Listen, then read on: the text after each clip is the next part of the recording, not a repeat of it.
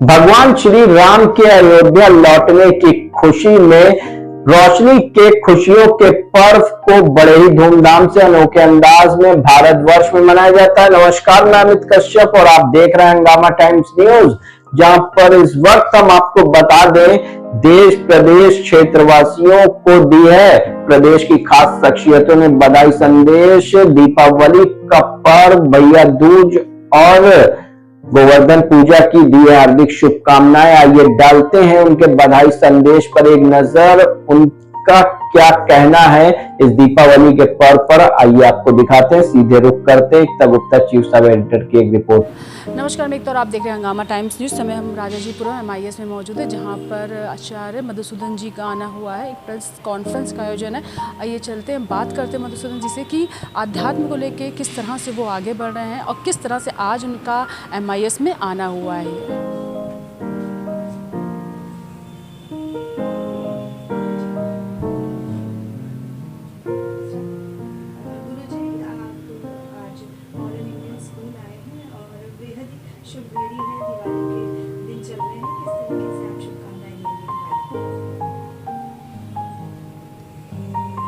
दीपावली हमारे भारतीय सनातन धर्म में एक महत्वपूर्ण त्यौहार है और ये सनातन काल से चला आया, जब से मानव सभ्यता आरंभ हुई। तो खासकर हिंदू धर्म में हम लोग कोई भी शुभ काम ज्योति जला करके, दीपक जला करके करते हैं। तो हमारा इतिहास बताता है कि अयोध्या के ऊपर 14 साल का वनवास भगवान राम जब पूरा करके श्रीलंका से लौटे, तो उस वक्त राजा दशरथ थे नहीं। उनकी पत्नियों ने, माँ कौशल्या ने, अयोध्या भरत जी ने, सब लोगों ने दीप जला करके उनका स्वागत किया। क्योंकि दीपक ज्योति ज्ञान का प्रतीक है, प्रसन्नता का प्रतीक है, आनंद उत्सव का प्रतीक है। जब भी हम घर में कोई खुशी मनाते हैं तब दीप जलाते हैं। इसका अर्थ यह है कि जो हमारे जीवन का अंधकार है, जो हमारे जीवन का दुख है, जो हमारे जीवन में विषमताएं आई, अब वो खत्म हो चुकी। इसलिए आओ एक दीप जलाते हैं। तो दीप जला करके हम स्वागत करते हैं। तो भगवान राम का अयोध्या वासियों ने दीप जला के स्वागत किया और तब से ये दीप जलाने की परंपरा हुई। बाकी आप कहीं मंदिर में जाते हैं या कोई शुभ घड़ी आती है, उस वक्त भी आप लोग दीपक जलाते हैं। तो दीपक ज्ञान का और प्रसन्नता का ये सिंबल है और ये दीपक जलते रहना चाहिए सभी के जीवन में, ज्ञान और प्रसन्नता का। तो अच्छा रहेगा। तो इस दीपावली के अवसर पर इस कॉलेज को, खासकर जो हमारे शिष्य राजेश यादव जी हैं, इनको, इनके परिवार को, आप सभी को ढेर सारी शुभकामनाएं देता हूँ, हार्दिक शुभकामनाएं देता हूँ। राजेश सर, आज गुरुजी का आना दिवाली के शुभ अवसर पर कैसे रहा? और हम देख रहे हैं अध्यात्म की राह पे आप चल रहे हैं और इस समय खुद इतना बड़ा पर्व है दिवाली का, सर का आना कैसा रहा? क्या कहना चाहेंगे आज की मीटिंग पे या सर का आने का? देखिए, गुरु की महिमा आज से नहीं है, सदियों से है। कहा जाता है गुरु गोविंद दो खड़े काके लागों पाए, बलिहारी गुरु आपकी जिल गोविंदियो बताए। बच्चा जब जन्म लेता है तब उसको ये नहीं समझ में आता है सामने कीड़ा है, जहरीला है, वो हर चीज़ मुंह में डालने की कोशिश करता है। इसका ज्ञान, इसका प्रकाश गुरु करता है। और मैं बहुत सौभाग्यशाली हूँ और कुछ दुखी भी हूँ। सौभाग्यशाली ये हूँ और पहले ये बताऊं दुखी क्यों हूं। क्योंकि मैं, हमारे पिताजी और माताजी आपके बहुत अच्छे शिष्य थे और मैं 20 साल तक मेरे ख्याल से इनसे नहीं मिल पाया। वो तो एक पत्रकार थे श्रीवास्तव जी, उन्होंने कहाँ से लाके आपके साथ जोड़ दिया। इसलिए मैं बहुत खुश भी हुआ हूँ, क्योंकि ये ईश्वर की माया होती है। कब, कहाँ, कैसे और किस तरह मिलना है, ये ईश्वर पहले से लिख देता है। मुझे आज भी याद है, मैं गुरुजी के पास गया, पत्रकार ने परिचय कराया। हमने कहा मैं राजेश यादव हूँ, हरदोई का हूँ, पूर्व दर्जा प्राप्त मंत्री भी रहा हूँ। गुरुजी ने मेरी तरफ देखा और कहा कि नहीं नहीं, आप झूठ बोल रहे हैं। मैं चौंक गया कि इतना बड़ा संत क्या कह रहा हूँ मैं, मुझसे क्या गलती हो गई। कहे आप सिकोहाबाद के हैं और आप ऐसे ऐसे हैं, तो मैं तो आश्चर्य मान गया। हमने कहा लगता है ये अंतर्यामी भी है। तो पता चला कि मेरे पिताजी को ये बहुत पहले जानते थे, उन्होंने आज तक कभी नहीं बताया। अब तो वो इस दुनिया में नहीं है दोनों लोग।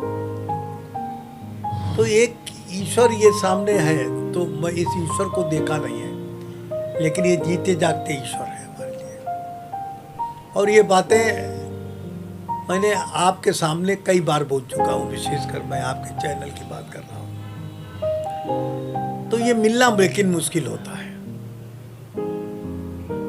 जब ईश्वर का मतलब ये होता है the perfect person to help you, to guide you, तो he is the most perfect person. और स्पिरिचुअल आध्यात्म को, जैसा मैंने आपकी प्रेस कॉन्फ्रेंस में कहा था कि मैं गुरु जी की आध्यात्म को मानता हूँ, दिखावा को नहीं मानता। आध्यात्म वो है जो सामने वाले व्यक्ति के मन को थोड़ी सी तसल्ली दे दे, गरीब की पेट में थोड़ी सी आग बुझा दे।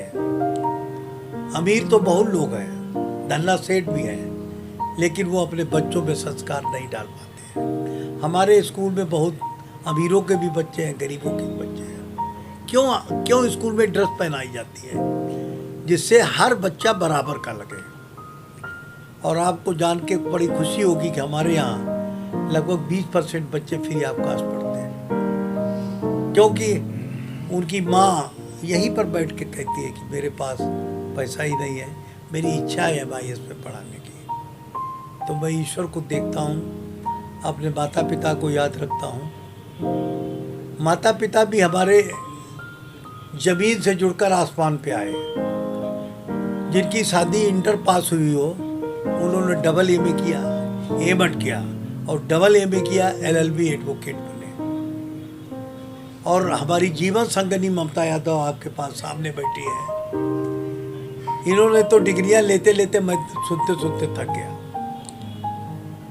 MSc किया, MA किया, LLB किया, BEd किया और PhD कहाँ से की, मैं इन्हीं से पूछता हूँ। कहाँ से की? फ्रांस से। तो ये क्या है? ये कहीं न कहीं से हमारे गुरु का आशीर्वाद रहा होगा, क्योंकि इन्होंने जब मुझे पहचान लिया देखते, तो उस बच्चे को इन्होंने आशीर्वाद तो बहुत दिनों से दिया है। तो ये है। बहू आपने देखा अभी आई हुई है, बैंक की DGM है, उसके बाद GM हो जाएगी।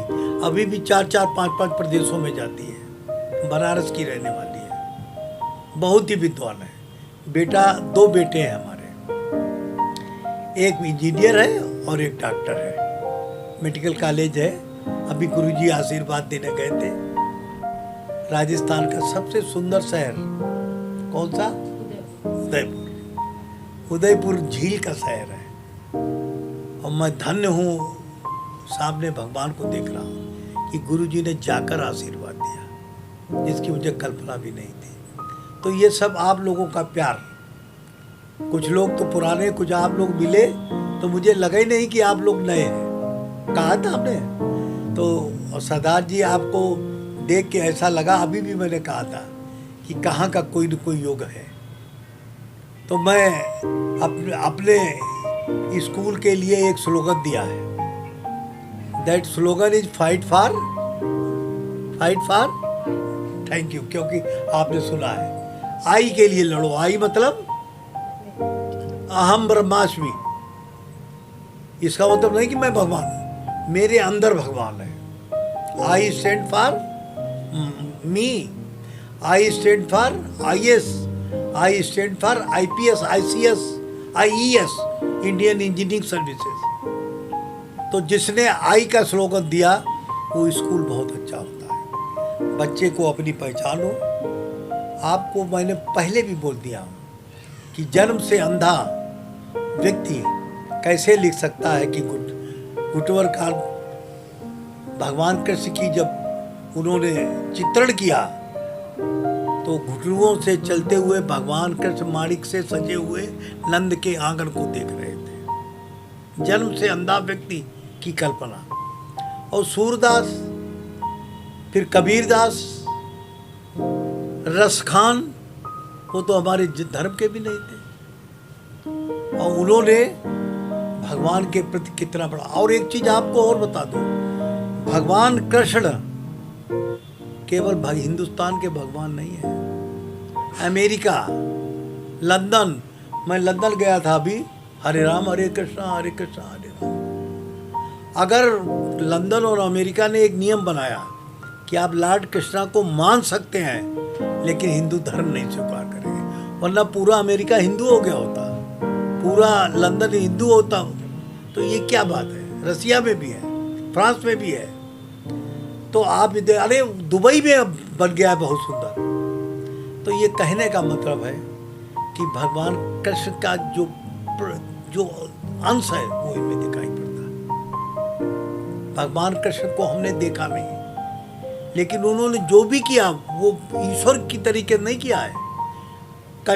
उस चाणूर और मुश्रिक से युद्ध लड़े हैं, जन्म से लेके पूतना को मारा है और अपनी पूरी फैमिली को कहाँ ले गए थे? द्वारिका। और फिर आके यहाँ सबको मारा है कि जिससे फैमिली को कोई डिस्टर्ब ना कर सके। यही बात तो असली है। मैं आप सब लोगों का बहुत ही स्वागत करता हूँ और मैं खुद भी भाग्यशाली हूँ कि पहले तो सिंह साहब ने फ़ोन किया, फिर ये बहन हमारी आ गई, जबकि मैंने उम्मीद नहीं की थी कि आप आएंगी। मुझे बहुत बहुत धन्यवाद। और अभी हमारा एनुअल फंक्शन होगा, उसमें स्वामी जी आएंगे और आप उसको जरूर कवर करिएगा। दिसंबर जनवरी में जब भी होगा आपको बताएंगे। बहुत बहुत धन्यवाद। कॉन्फ्रेंस के दौरान आचार्य जी ने बातों को रखा, किस तरह से हम दिवाली मनाते हैं, किस तरह से भगवान श्री राम का रावण को वध करने के बाद उस विजय दिवस के रूप में जब राम जी का अयोध्या आना हुआ, अयोध्या के बाद जिस तरह से अयोध्या वासियों ने दीप जलाए, जिसके बाद से हमने दिवाली का फेस्टिवल सेलिब्रेट किया है। और इस दौरान राजेश जी ने भी अपनी बातों को रखा, किस तरह से उनका और गुरु जी का मिलना है, किस तरह से उन्होंने अब आध्यात्म की राह पे चलना शुरू कर दिया और आध्यात्म गुरु के रूप में उन्होंने आचार्य जी को अपना गुरु माना है।